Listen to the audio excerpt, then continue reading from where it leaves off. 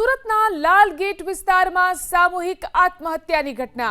ઊભી શેરીમાં રહેતા પરિવારે કરી સામૂહિક આત્મહત્યા। સૈયદ ફેઝ પોતાની પત્ની અને 12 વર્ષીય બાળક જેમનું મોત નીપજ્યું, ઝેરી દવા આપી આત્મહત્યા કરી લીધી હોવાનું તારણ।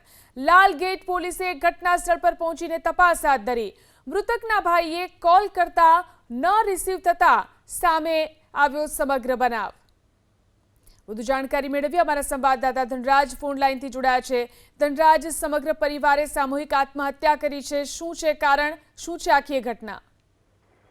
બિલકુલ, ઘટના બનતાની સાથે જ લાલગેટ પોલીસ અત્યારે ઘટના સ્થળે પહોંચી છે અને તપાસના ધમધમાટ શરૂ કર્યા છે। જે પ્રમાણે માહિતી મળી રહી છે તે મુજબ સામૂહિક આપઘાતનો કિસ્સો સામે આવ્યો છે। લાલગેટ વિસ્તારની અંદર હરિપુરા સોસાયટી છે, ત્યાં આ પ્રમાણેની ઘટના બની છે, ત્યારે પતિ, પત્ની અને બાળકે આપઘાત કર્યો હોવાનું સામે આવ્યું છે। ઝેરી દવા ગટગટાવીને આપઘાત કર્યો છે, ત્યારે પોલીસને જાણકારી મળતા સાથે તેઓ અત્યારે હાલ લાશનું પંચનામું કરીને અત્યારે હાલ પીએમ અર્થે બોડી મોકલવામાં આવશે।